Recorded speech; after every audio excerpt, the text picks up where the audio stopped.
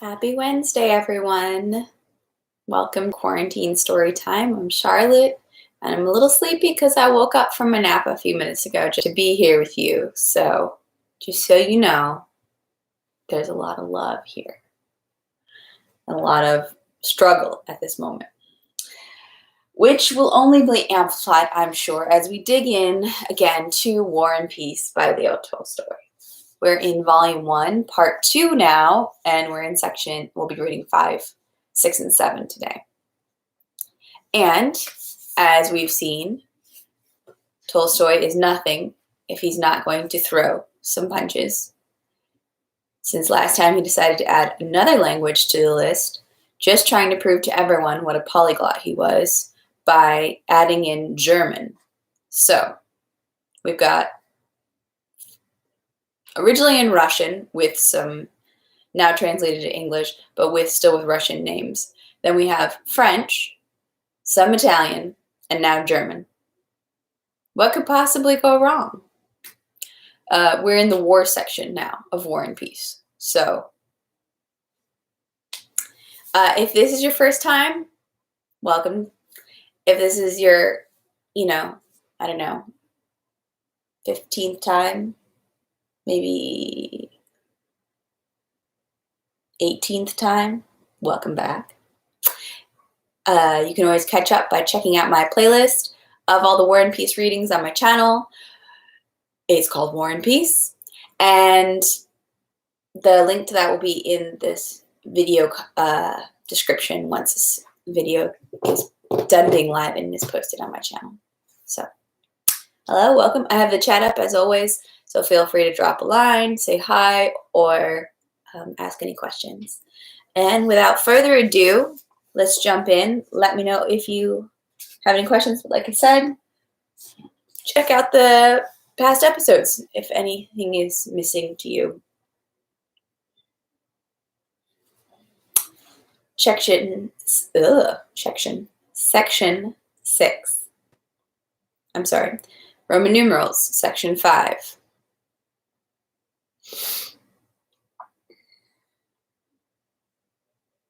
On the evening of the same day, an animated conversation was going on among the squadron officers in Denisov's quarters.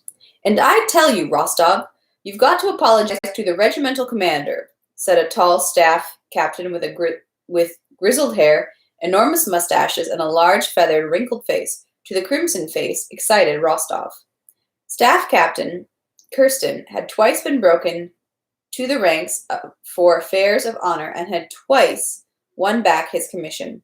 "I won't allow anyone to call me a liar," called Rostov. "He called me a liar, and I called him a liar. Let it remain at that. He can assign me to duty every day or put me under arrest, but no one will make me apologize, because if he, as the regimental commander, considers it beneath him to give me satisfaction, then—" "Wait a minute, my dear boy, listen to me," the staff captain interrupted in his bass voice, calmly stroking his long mustache. "You tell the regimental commander in front of other officers that an officer has stolen. It's not my fault that the conversation started in front of other officers. Maybe I shouldn't have spoken in front of them, but I'm no diplomat. I joined the hussars because I thought there was no need for subtleties here. But he calls me a liar, so let him give me satisfaction." "That's all well and good. Nobody thinks you're a coward, but that's not the point. Ask Denisov what it looks like if a junker demands satisfaction from a regimental commander." Denisov, chewing his mustache, was listening to the conversation with a gloomy air, apparently unwilling to enter into it. To the staff captain's question, he shook his head negatively. "You tell the regimental commander about this muck in front of officers," the staff captain went on. "Bogdanich," the regimental commander's name was known as Bogdanich, "brings you up short." "He didn't bring me up short. He said I wasn't telling the truth." "Well, yes, and you said a heap of foolish things to him, and you've got to apologize." "Not for anything," cried Rostov.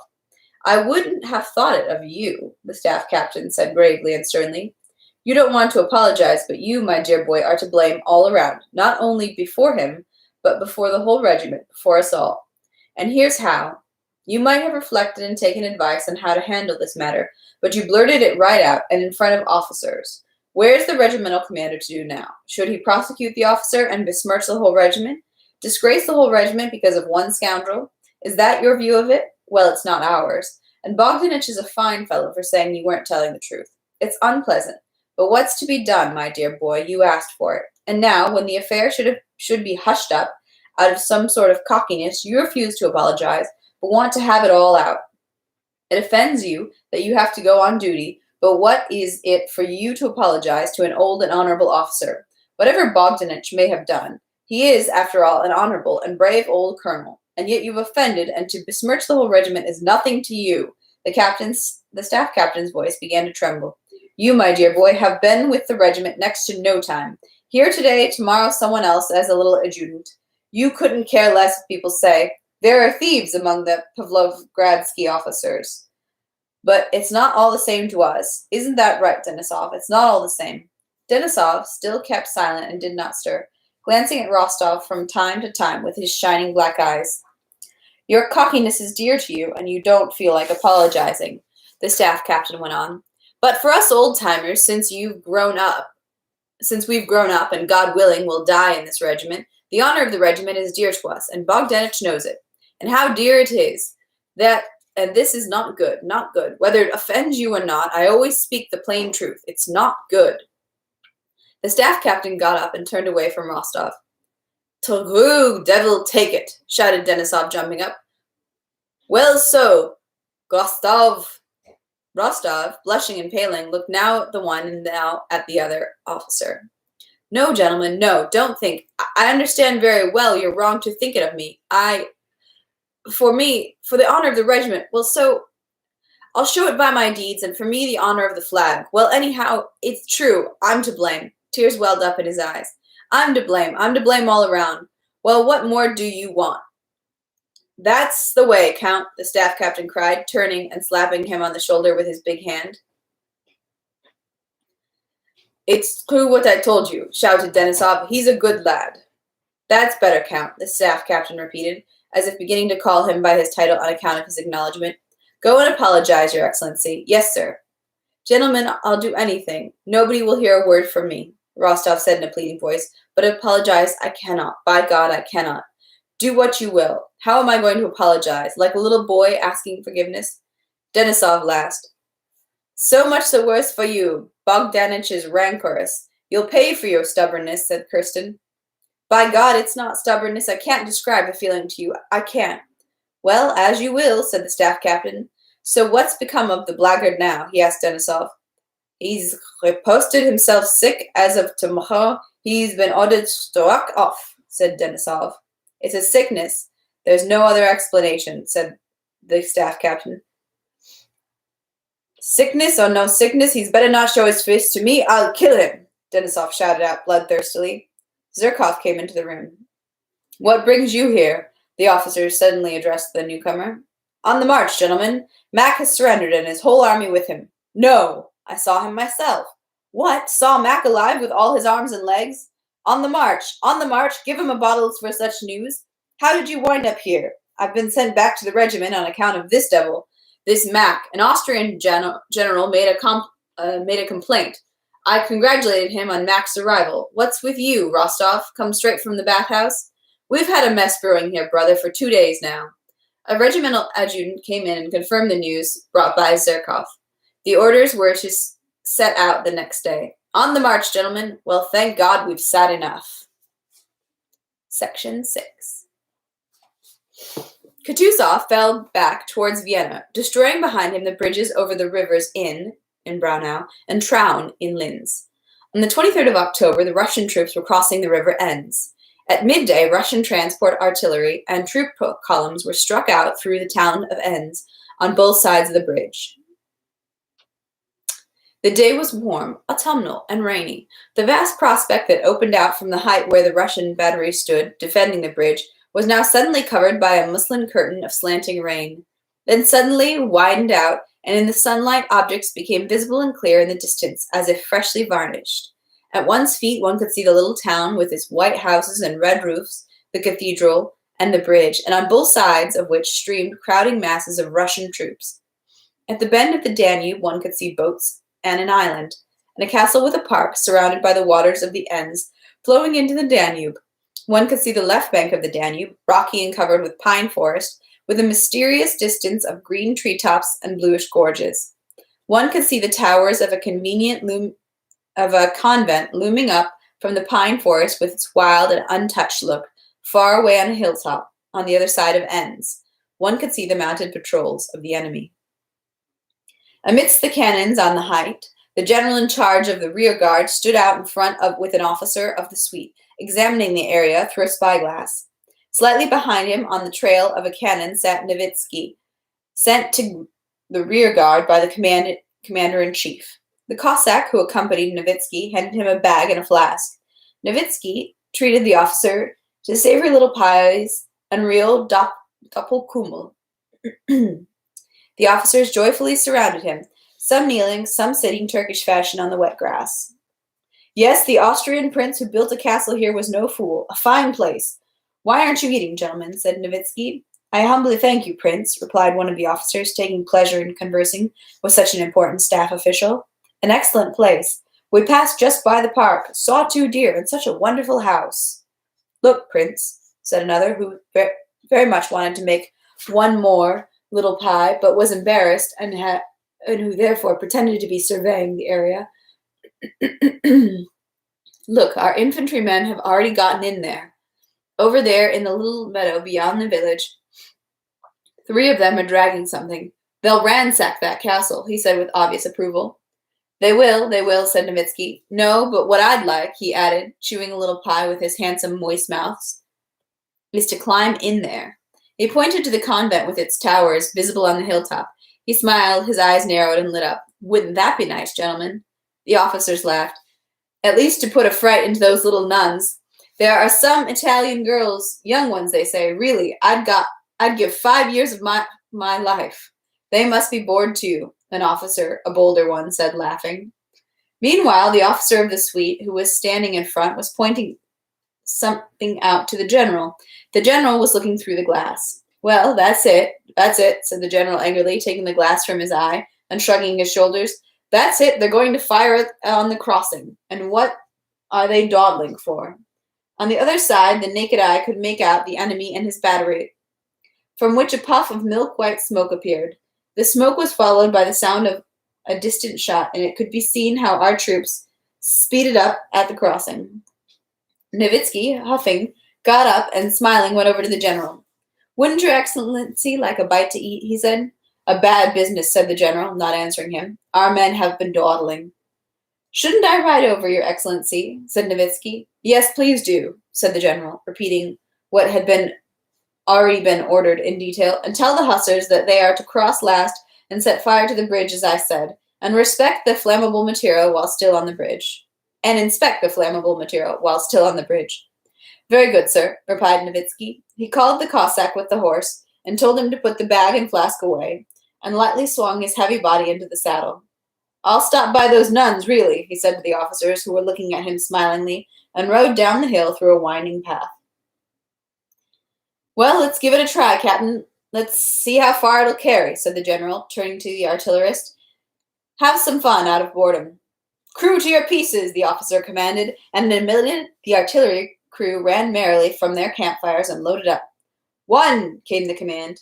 Number 1 leaped back briskly. A deafening metallic sound rang out, and a shell flew whistling over the heads of all our men at the foot of the hill, and falling far short of the enemy, showed by a puff of smoke the place where it hit and burst. The faces of the soldiers and officers cheered up at this sound. Everybody stood up and began watching the movements of our troops below, visible as on the palm of the hand. Further away, the movements of the advancing enemy. Just then the sun came all the way out from behind the clouds, and the beautiful sound of the solitary shot and the shining of the bright sun merged into one cheerful, merry expression. Section 7. 2 enemy cannonballs had already gone flying over the bridge, and there was a crush on the bridge itself. In the middle of the bridge, dismounted from his horse, his fat body pressed to the railing, stood Novitzky.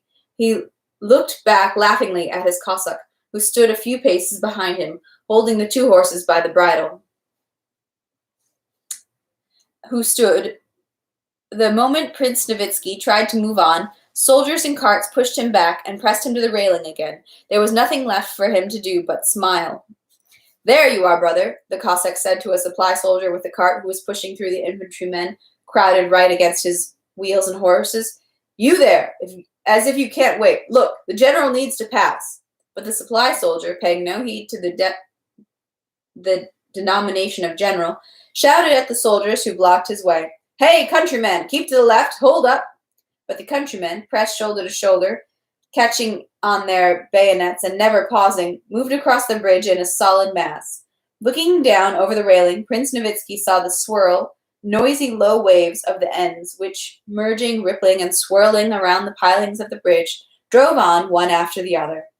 Looking at the bridge, he saw the same monotonous, living waves of soldiers, shoulder braids, shakos with dust covers, packs, bayonets, long muskets, and under the shakos faces with wide cheekbones, sunken cheeks, and carefree, weary faces, the feet moving over the sticky mud that covered the planks of the bridge. Occasionally, amidst the monotonous waves of soldiers, like a spray of white foam on the waves of the ends, an officer pushed his way through, in a cape, with his physiognomy distinct from the soldiers. Occasionally, like a chip of wood swirled along by the river, a dismounted hussar, an orderly, or a local inhabitant was borne across the bridge by the waves of infantry. Occasionally, like a log floating down the river, a company's or an officer's cart floated across the bridge, surrounded on all sides, loaded to the top, and covered with leather. "Look at him, like a damn boast," the Cossack said, stopping hopelessly. "How many of you there?" "One shy of 1,000,000, a merry soldier in a torn greatcoat, passing close by, said with a wink and vanished. After him came another old soldier. "Once he was the enemy, starts peppering the bridge," the old soldier said gloomily, addressing his comrade, "you'll forget about scratching yourself." And the soldier passed by. After him came another soldier on a cart. "Where the devil did you stuff those footcloths?" said an orderly, running behind the cart and rummaging in the back. This one passed by with the cart. After him came some merry and apparently tipsy soldiers. "He just gave it to him, the dear fellow, right in the teeth with his musket butt," one soldier in a high-tucked greatcoat said joyfully, swinging his arms widely. "That's it, the sweet taste of the sweet taste of ham," replied another with a guffaw, and they passed by, so that Nowitzki never learned who got it in the teeth and what the ham referred to. "Look at him scurrying. He fires off a cold one and you'll think they were all getting killed," a warrant officer said angrily and reproachfully. "When that cannonball was flying by me, uncle," a young soldier with a huge mouth said, barely holding back his laughter, "I just went dead. By God, I got scared really bad," the soldier said, as if boasting that he was scared. And that one passed by. After him came a cart unlike all those that had driven by so far. It was a German Vorspann and pair, loaded with what seemed like a whole household. Behind the Vorspann, led by a German, was tied a beautiful spotted cow with a huge udder. A woman was with a nursing baby, an old woman, and a young, healthy German girl with purple-red cheeks were sitting on feather beds. It was clear that these were local people who had been allowed to move by special permission. The eyes of all the soldiers turned to the women, and as the cart passed by, moving step by step, all the soldiers' remarks were addressed only to these two women. All the soldiers' faces bore virtually one and the same smile of indecent thoughts about these women. "Look, the sausage is also taking off. Sell me the little lady," another soldier said, with the stress on the last syllable, addressing the German who, lowering his eyes, walked on with big strides, angry and frightened. "Look how dressed up she is, the devils! Nice to get billeted on them, Fedotov. I should live so long, brother." "Where are you going?" asked an infantry officer, eating an apple, also with a half smile, and looking at the beautiful girl. The German shut his eyes to show that he did not understand. "If you want it, take it," said the officer, handing the apple to the girl. The girl smiled and took it. Like everyone else on the bridge, Nowitzki never took his eyes off the women until they had passed. Once they had passed, there again came the same soldiers with the same talk, and finally everybody stopped. As often happens, The horses pulling the company cart balked at the exit from the bridge, and the whole crowd had to wait. "What did they stop for? There's no order," said the soldiers. "What's this shoving ahead? Devil take it, there's such a thing as waiting. It'll be worse if he sets fire to the bridge. See, even the officer gets shoved aside." The halted crowds were saying on different sides, looking at each other and still pressing forward towards the exit.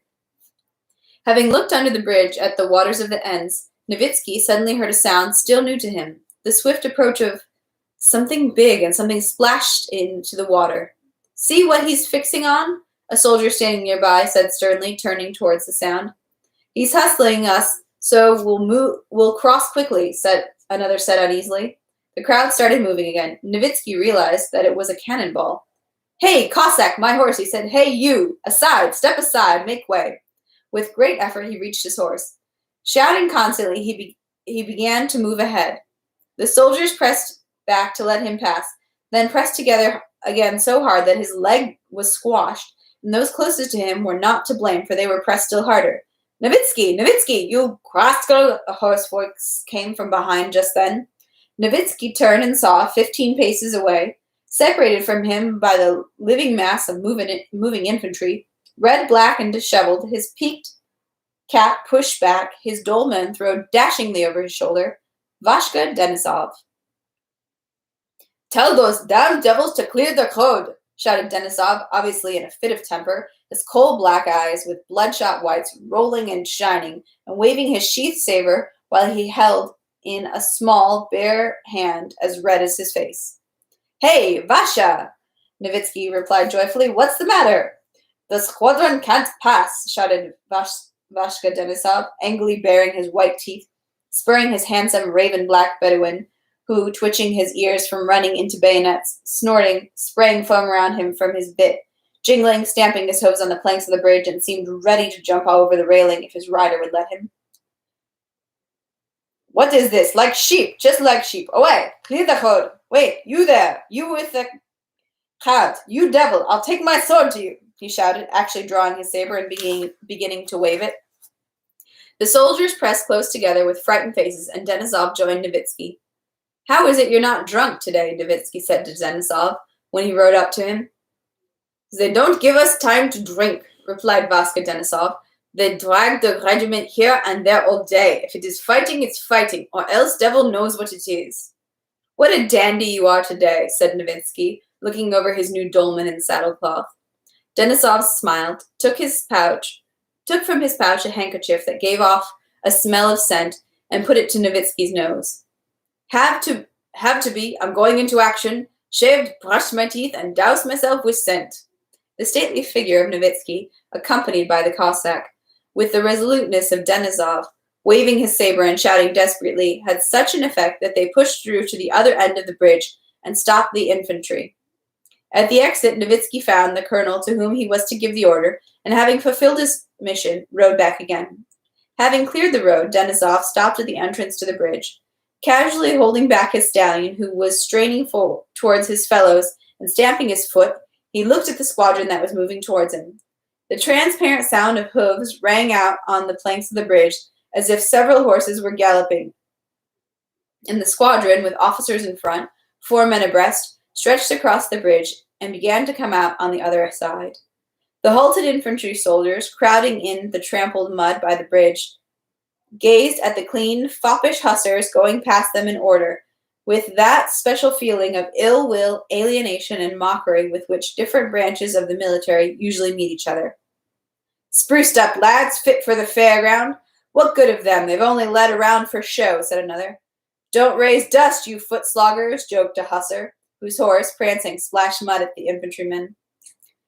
"Make a couple of marches with a pack on your back, you fancy trim will turn shabby," the infantryman said, wiping the mud from his face with his sleeve. "Or maybe it's not a man, but a bird perched up there." "Wouldn't you be a nimble one, Zikin, if they set you on a horse?" a corporal joked to the thin little soldier bent under a heavy pack. "Put a stick between your legs, that'll do for a horse," rejoined the hussar. And that is section 7. So that's where we'll end it today. It kind of is interesting. It looks like our 2 different groups of characters who are in different parts of the military are kind of converging into this one battle. So we'll see where that takes them. Thank you all for joining me today.